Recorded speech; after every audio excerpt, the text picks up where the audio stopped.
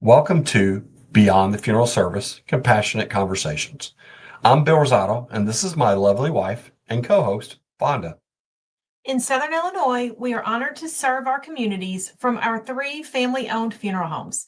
We understand that during times of loss, you need a caring hand to help you navigate the difficult decisions ahead. That's why we created this podcast to offer you a trusted space for clear information, compassionate guidance, and comfort. Each episode is a conversation designed to empower you, whether you're thoughtfully pre planning or seeking support in a time of immediate need. We hope you'll join our community by subscribing today. Come join us for our latest conversation.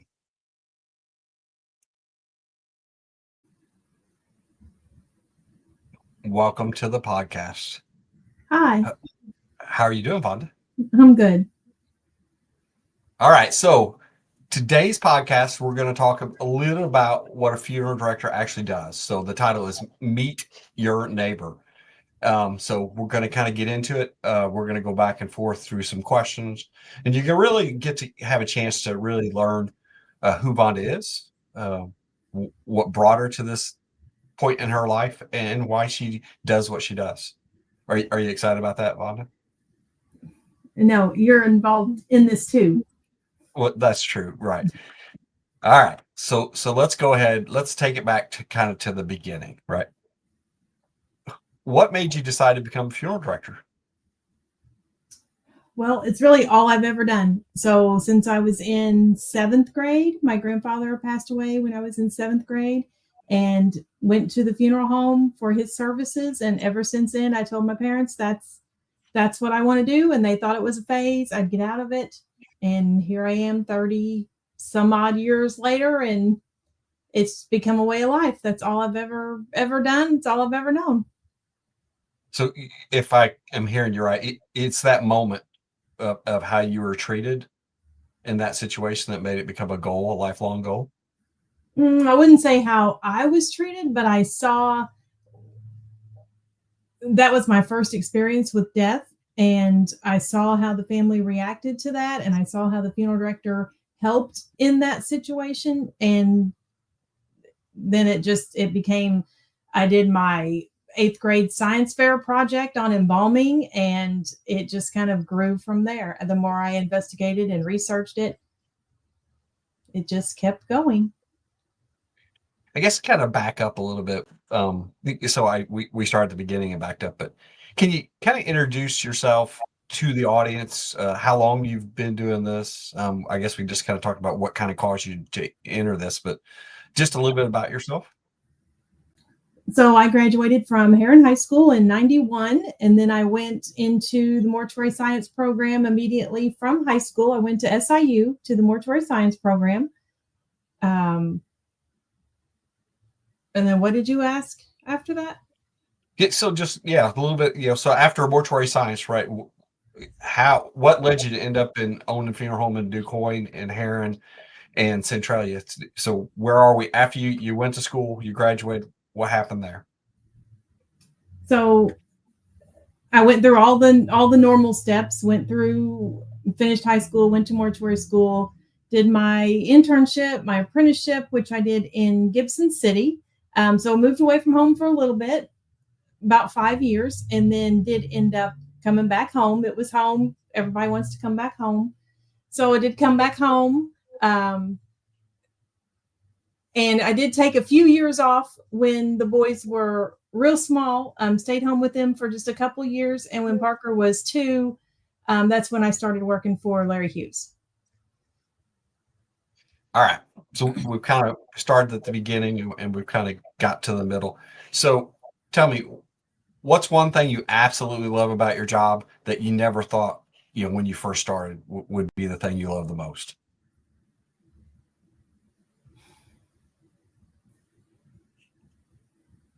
I knew I would like the helping the families from start to finish, but in a small town funeral home, it's quite a bit different. Bigger, and I've never really worked in the big city funeral home, but I know about what they do because we do have pickups and things where we go inside and we see how they operate. And they have they have people that some people just meet with families, some people just do the embalmings, they have maintenance people, they have people that just do makeup and hair. And in our size community, we do everything. So we do everything from the start to picking up the person to doing the embalming to meeting with the families. And I knew I would like the family part of it and helping the family all through the process, but I didn't realize how much I would enjoy the embalming part of it and being able to make that person so presentable for the family's final viewing. That's the final time they get to see their loved one. And I didn't realize in the very beginning how important that would become for me.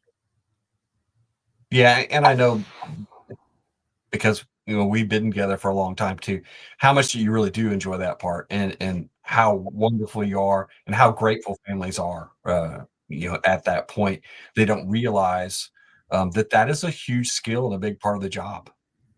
Mm-hmm. All right, so on the flip side, so what do you think is one of the biggest misconception people have about your job, and what's the reality to that?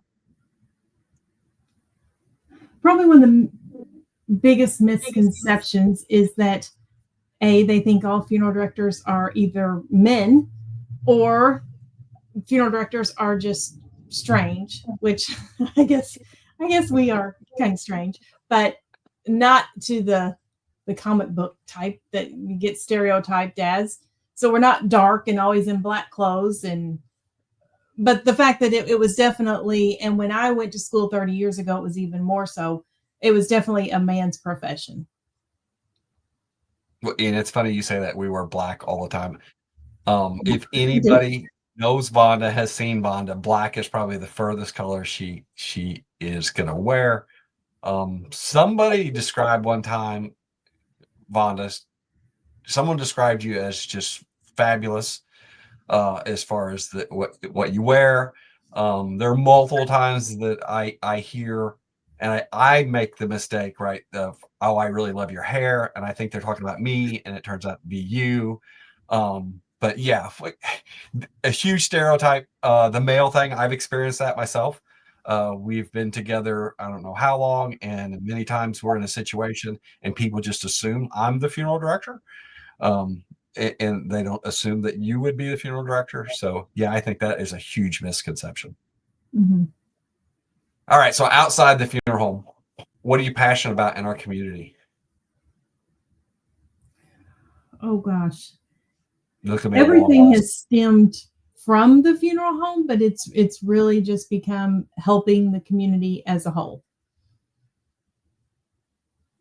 Yeah, and I guess you do a lot that people don't realize, right? It that has nothing to do with the funeral home, and it is all about the community. And one thing I can tell you about my wife is that it's community first, right? It really is to help the community in many, many different ways, and behind the scenes that people don't even know. So, and again, she's not going to answer that question because she's the behind the scenes girl. I do All prefer right, to so be behind the scenes. I know you do. I know you do. And there are people out there that know, right, that have seen that behind the scenes, how much that you do. And so let's talk about that. There's a saying that you always talk about that when you went through, I don't remember, internship or school, that someone said, what makes a funeral director and what people don't see. Do you remember kind of what I'm talking about there? You say it all the time. No. What makes a good so it's a duck. Oh, a listener? But no, what about a duck? So when you look at a duck on the water. Oh, so when I was in high school, I shadowed a Polson funeral home in Benton. There was a lady that owned that, and I shadowed her just a couple times. But one of the things she said that a funeral director is like a duck in the water. So above the surface, we have to appear calm and like everything's calm and peaceful, and we're just floating nice and gracefully in the water. But under the mucky water, our feet are just paddling like crazy, and nobody sees that part. So hopefully that is what the community sees, is they don't see the paddling and the drowning and sticking my head in the water like I'm trying to catch a fish. Do ducks eat fish? I really don't Man, know. that's a different podcast altogether. Total different podcast. All right, so let's kind of talk about a little bit about the day to day, right? So, if someone said, "Hey, describe your job," what would it be? How would you describe that, and why? Other than the duck story, I think I must have skipped ahead a I little don't bit. feel like there really is a day-to-day description of this job. And you've been around it long enough, you know, we never know what the day is going to hold from the moment we wake up through even middle of the night. We have no idea what our day is going to hold. We can plan on a very calm, peaceful day where we have nothing to do, or we plan on doing all kinds of activities in the community, and then with just the few rings of the phone that can change instantly. So there really is no set day to day. All right, so if you had one word to describe a funeral director, in your opinion, what's that? What's that word, and why? Listener. I agree.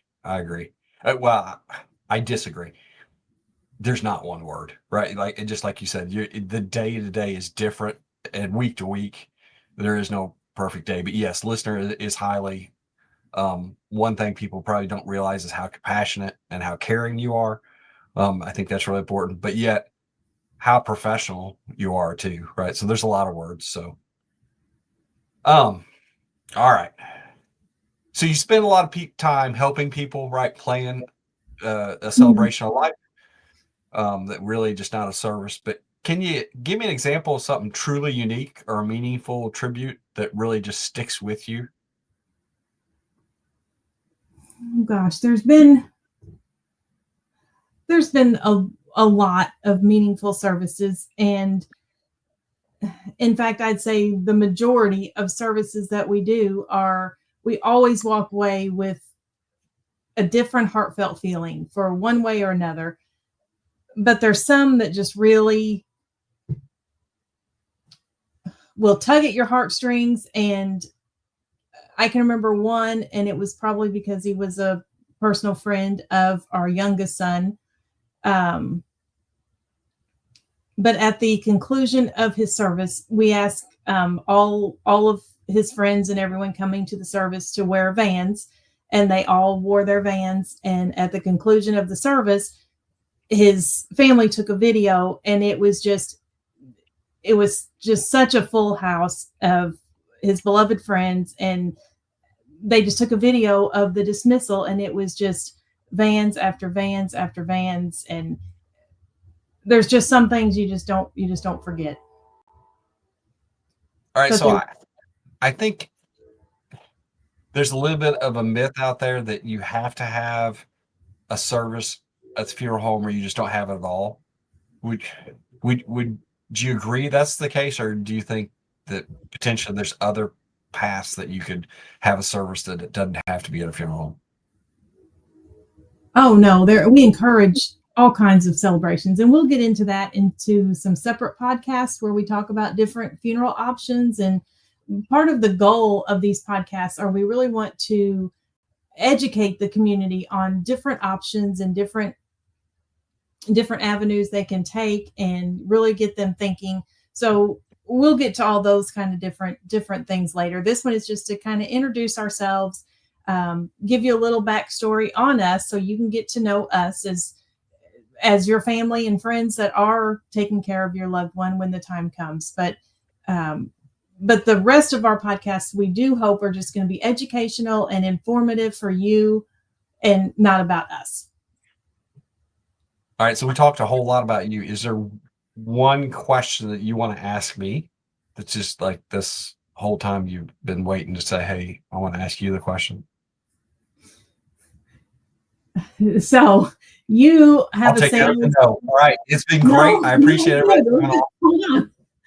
So everyone that knows you have a sales, and you were in retail and sales, and you got drafted into this. This was not your career of choice, but you got drafted into this. So and you've been into it for several years now, but what has it done for you as far as in your life? So it really has allowed me to use my experiences. And I think we make a great team, right? You graduated with a mortuary science degree. I graduated with a business degree, both at SIU. We both stayed here in Southern Illinois. Well, we both left, right, and came back at different points in our life. And I think it really just opened my eyes into really serving the community and how it is different, right? People, there are misconceptions that people think what a funeral home does, right? What the staff does. And you're right. People think funeral people are weird, but what they find out, we're just as weird as everybody else. Like we're normal people, right? It isn't like we're part of the Addams family. Oh, but no, you really like the Addams family. I forgot about that. So we kind of are a little bit like the Addams family, but like the normal Addams family, right? Did I answer the question or did I just dodge that question? No, you didn't. All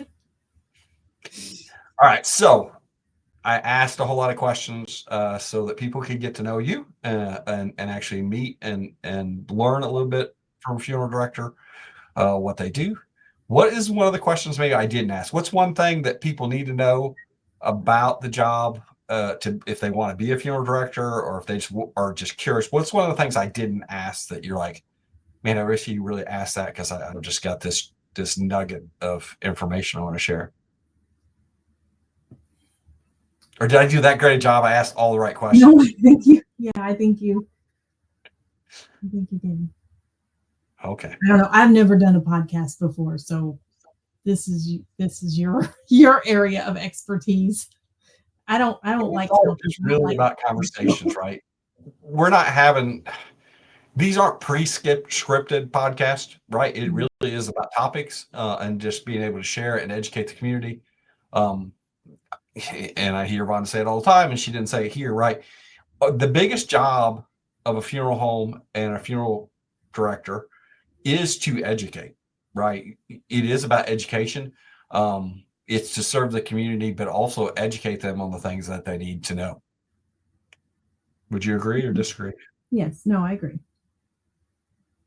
All right. Well, I appreciate everybody taking the time to listen and watch our podcast, video cast, whatever you want to call it.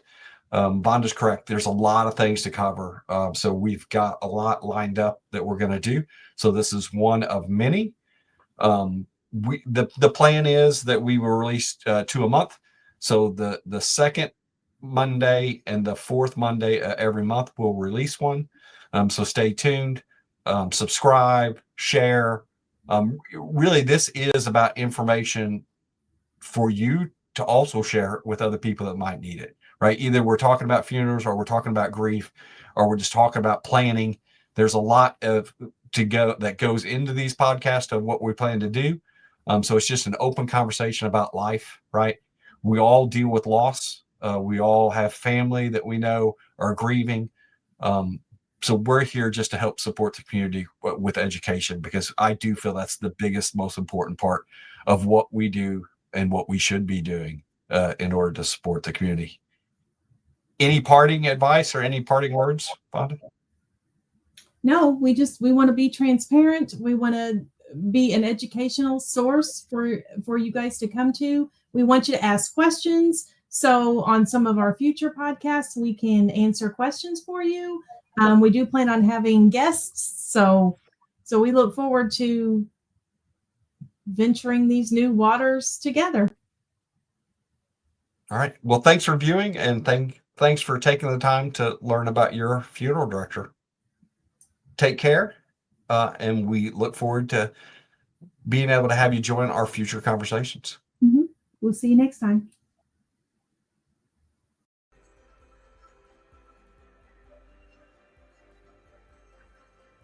Thank you for joining us on Beyond the Funeral Service, Compassionate Conversations. We genuinely hope today's discussion offered you clarity, comfort, or a moment for reflection. At Vonda Rosado and Johnson Hughes Funeral Homes, we're truly honored to serve our communities with transparent pricing and heartfelt care. Whether it's guiding you through pre-arrangements or providing support in a time of immediate need, we are here. If anything we discussed sparked a question, or if you'd like to learn more about our services at any of our 3 locations, please visit us online at maximrosado.com or johnsonhughes.com. You can also connect with us on Facebook. We're always ready to help. Don't miss our next episode. Be sure to subscribe wherever you listen to podcasts. Until then, take care, and we look forward to connecting with you again soon.